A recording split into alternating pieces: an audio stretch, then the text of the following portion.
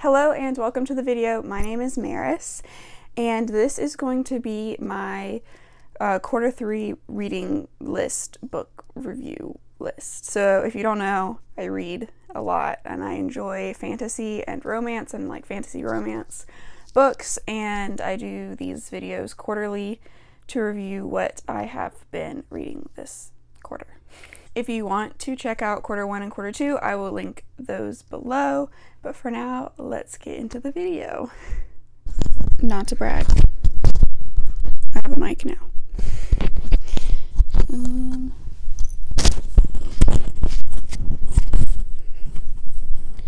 We actually got this mic to, is that correct? Or should I just pin it like right there?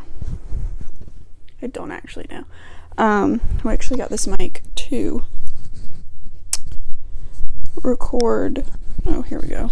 I can use my brain.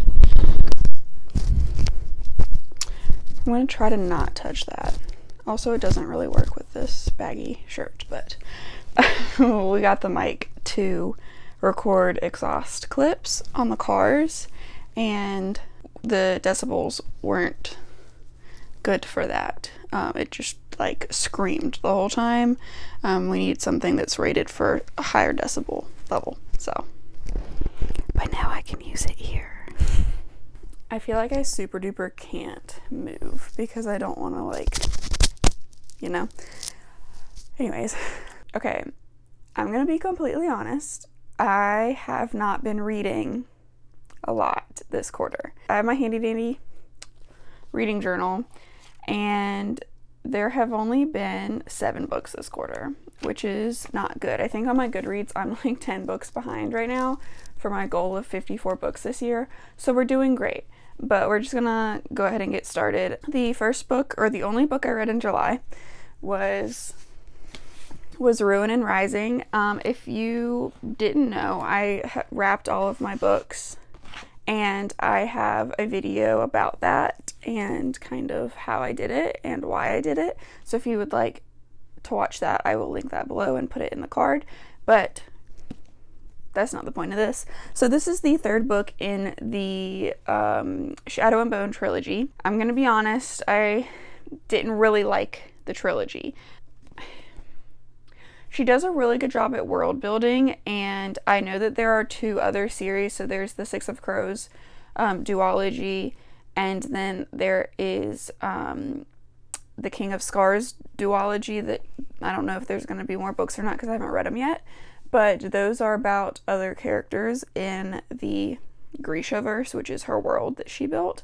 And I honestly feel like the world and the magic and the politics and dynamic and everything are so complex that this trilogy, its sole purpose was to world build for future series, because I know that the Grishaverse is very vast and there are going to be a lot of other books in that world, because the story just kind of fell flat for me, and the way that it ended was not how I thought it was going to end. I obviously don't want to spoil anything. The main character was not relatable. The love interest slash her, you know, whatever, didn't have good character development. I don't know. It was just, I don't know. I didn't like Elena. She was whiny. She wasn't strong. She doubted herself the whole time, but like not in a way that I feel like, oh, this is relatable, in a way that was just annoying, and she was annoying me the entire trilogy. And then Mal, at first a complete idiot and oblivious, and then he was a puppy dog that followed her around, and I just did not like them. I liked the other characters. I liked Nikolai a lot, who I know is the main character in the King of Scars series. So I don't know, and the way that things ended and the way the trilogy ended, it was just anticlimactic in my opinion. So I think I gave this 4 out of 5. I think I gave all the books in the series 4 out of 5 because it's not bad. It just, I had higher expectations for it because I know so many people love the book. But I still gave it 4 out of 5 because the world building was still good. And I enjoy world building. So that's the only book I read in July. August. So I did recently I did recently get Audible, and I have been listening to some audiobooks on some of the like bigger books that I don't feel like sitting and reading 1,200 pages, but I read Mythos.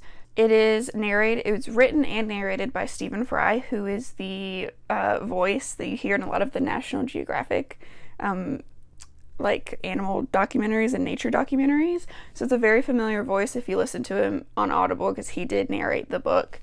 But I did not realize that he also was a scholar and wrote this. And he has 3 in this similar series. So he has Mythos, he has Heroes, which are about the heroes of Greek mythology, because this talks exclusively about the gods, and then Heroes are more people like Achilles and Hercules and things like that. Then he has one that's Troy, and it tells the whole story of Troy.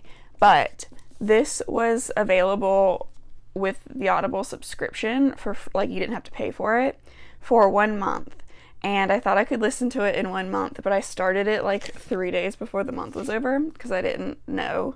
I enjoyed it so much that I asked for the Mythos and the Heroes. I don't really care that much for Troy.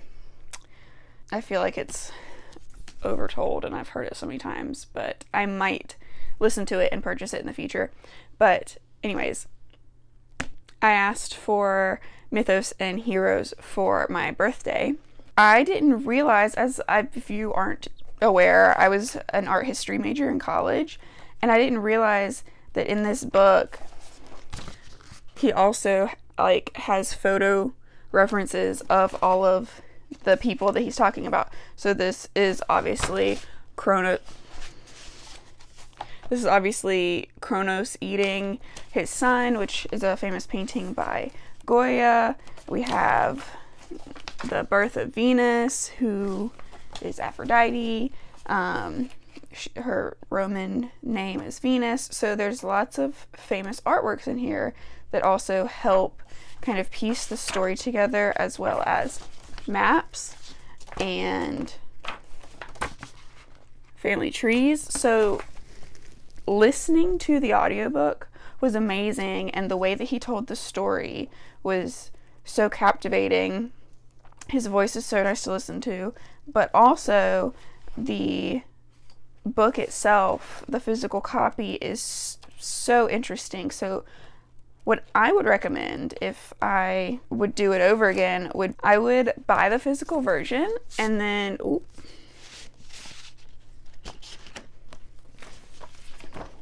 I would buy the physical version and listen to the audiobook while I flip through and kind of pause, skim the words while you listen to it, but mostly take in the visuals, because it is very intriguing, especially for someone who, you know, is interested in all of that. But also, like, such a beautiful cover with this copper. Oh my goodness. And Heroes is just as beautiful. I believe it's gold and like a plum maroon color. Beautiful, beautiful. Anyways, yes, so that's the only thing that I read slash listened to in August. And then September, I got a little bit more into it. Not really. So the first week of September, I went to the beach and I decided to pick a themed book. So To Kill a Kingdom. This is about a siren princess who, it's a Little Mermaid retelling, but kind of different. So the Siren Queen is Ursula. Her daughter is Lyra, and she is the princess who is going to inherit the position of Siren Queen, and she is known as the Prince's Bane because every year a siren has to steal the heart of a human on their birthday, and they collect their hearts.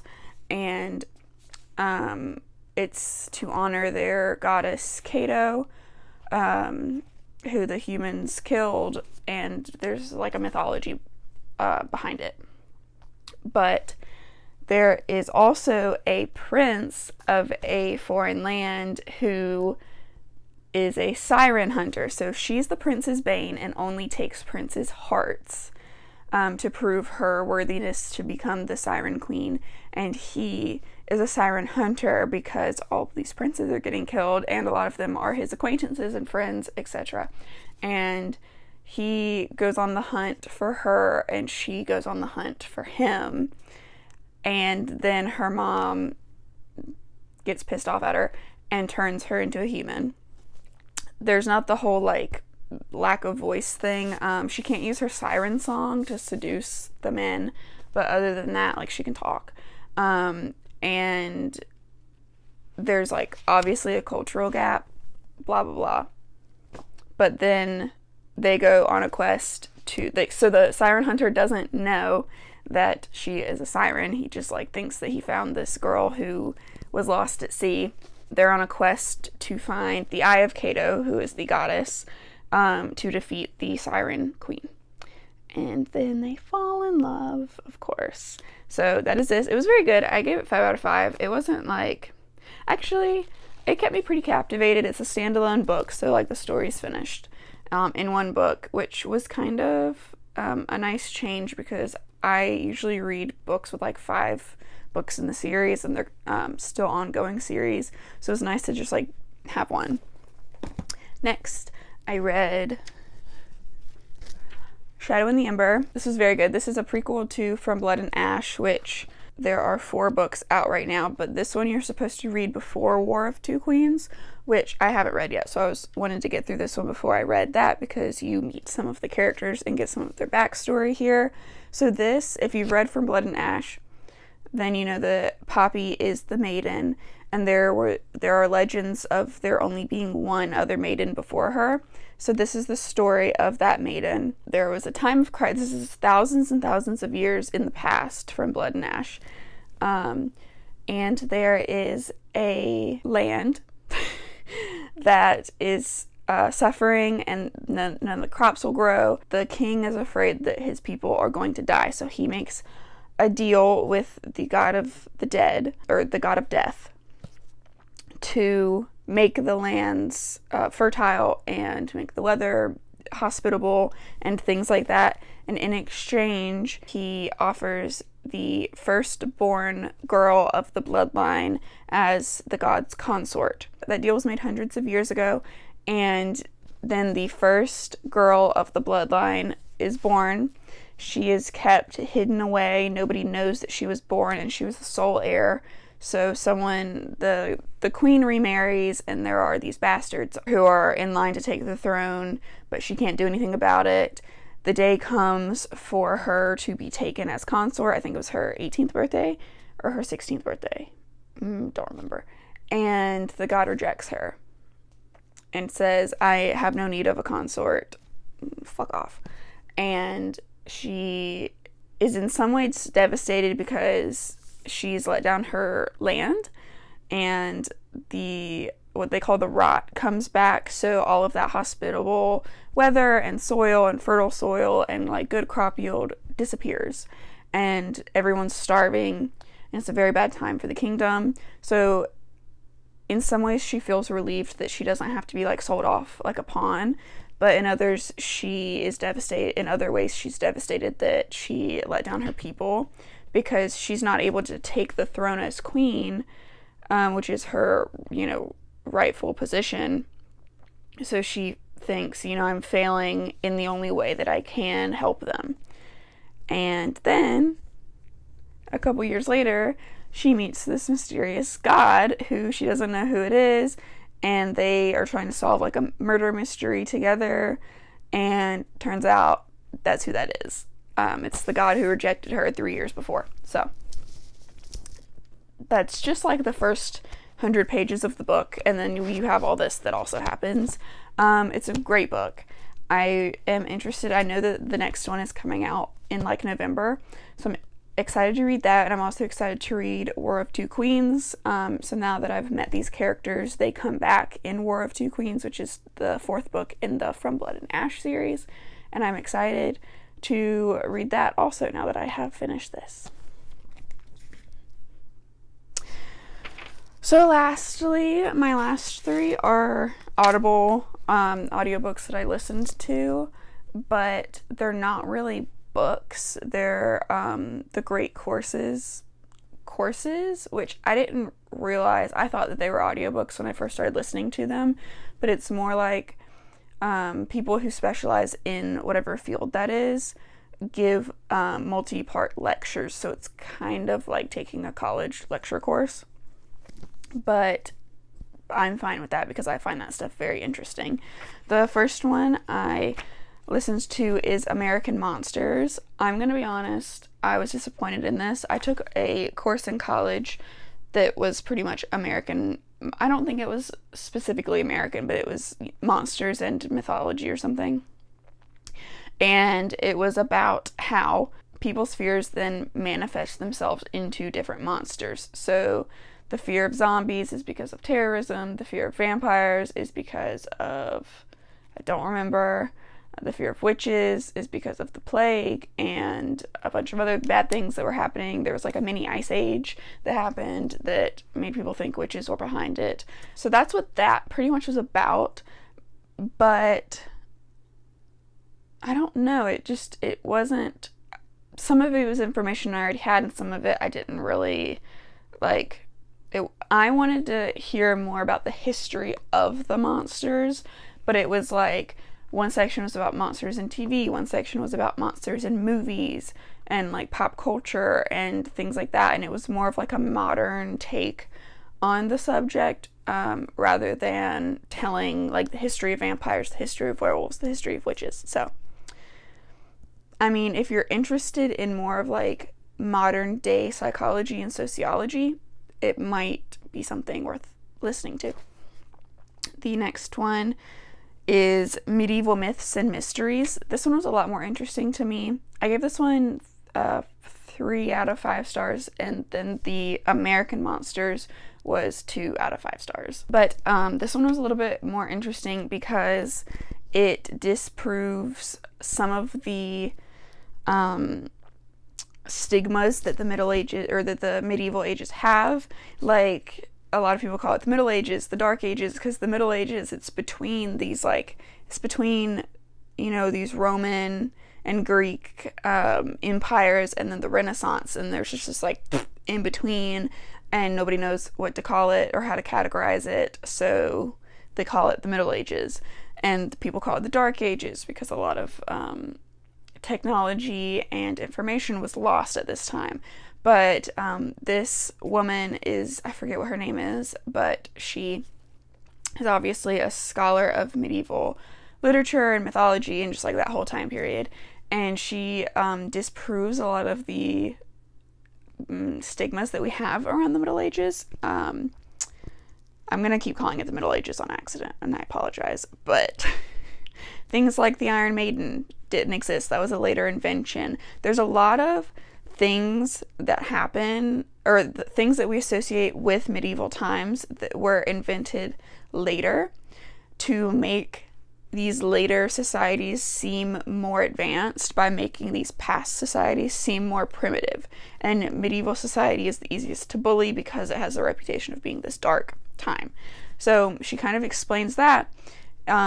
Talks about like Merlin, King Arthur, the Knights Templar, Ark of the Covenant, the Holy Grail, dragons, and like where all of that stems from, and then also disproving it. So it's kind of like, so like King Arthur, Robin Hood. Robin Hood was really interesting. So like King Arthur, he could have been a real person, but the myth has been accentuated over time, kind of like how Dracula is based on Vlad the Impaler, but in reality there's not really a whole lot like related there. But the story of Dracula is inspired by Vlad the Impaler, and the story of King Arthur and the story of Robin Hood were inspired by possible real life people that they can pinpoint in history. And she tells their stories and how it could have steamrolled into what we know today. So that was actually very interesting because I'm not very well versed in that area of history. And then the third audiobook that I read, or that I listened to, or it's not even an audiobook, the third Great Courses course that I listened to in September was Witchcraft in the Western Tradition. I don't remember any of this. I would give it like 2.5 or 3 stars out of 5. I'm trying to remember what it was about. Okay, so we have The chapters are magic and the Western tradition, Christianity and witchcraft, making witches heretics, the legal foundations of witch hunting, witchcraft and the demonologists, ordinary people and their beliefs about witchcraft, the chronology and geography of European witch hunts, witchcraft in the New World, the decline of witch hunting, and the living legacy of witchcraft. Is that helpful? I don't know. If I'm being completely honest, I don't remember what any of those chapters were about. But I gave it like 2.5, 3 stars out of 5. So if you're interested in witchcraft, you can watch that. In like from a historical perspective and like a what's the word? Scholarly perspective, you can listen to that. It is included in all 3 of those are included in the Audible like free library when you pay for the monthly Audible whatever. One of the reasons that I didn't read a lot and didn't listen to a lot of audiobooks was I got sucked into the Morbid podcast, which is a podcast about serial killers, murderers, just anything creepy. Like they tell ghost stories and like urban legends, and there was an episode about like medieval torture devices and things like that. So it was it's like a great podcast. It's these 2 girls, an aunt and a niece, but they're similar in age, so they're kind of like sisters. And it's like listening to a conversation with friends, kind of. So each episode, one of them tells like the story and background of whatever the topic is, and the other one listens and reacts, and it's kind of like they have a discussion about it. But it obviously, it's not new. It started in 2018, and they have like 350 podcasts out now, and they're like an hour or an hour and a half each. And I've just been listening to that while I work, while I crochet. Oh, speaking of crochet, look at this beautiful blanket I finished. Isn't it nice? I'm working on like a fall colored one right now, and I'm very excited. But I've been listening to that a lot, and I just was not interested in listening to audiobooks or spending my time reading because I was just like sucked into that. And I've also been working my way through 2 books that I've been working my way through all summer, and so I feel the need to include them so you don't think I'm just sitting around all day not reading, because there were not a lot of books in this video. But I'm working my way through House of Sky and Breath, which is the second in the Crescent City series, and I mean that's like a chunky book. But I'm listening to it on Audible. I got like 300 pages in, and then I had to return the book to the library because it was a new book, so you can only get them for 2 weeks. And I was burnt out because I read the first Crescent City in like 2 days, so it was like 1,200 pages in 2 days or something crazy. But I'm just not motivated to listen to it for some reason. I'm not sure.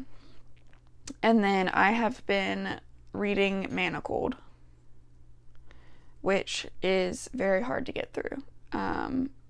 There is like half of it or like 2/3 of it on Spotify as an audiobook, and I was listening to that and it was so good, and for some reason they just like stopped recording the audiobook, which sucks. But I found it. Obviously it's like a fanfic, so you can find it anywhere, or you can find it for free online. It's really heavy. I can only read a chapter or 2 at a time, and it makes me sad, but it's so good. Like I want to keep reading it. But that is also like I think it's like a 1,400 page, like if it was in traditional text, it's like 1,400 pages. So that's taking me a very long time to get through.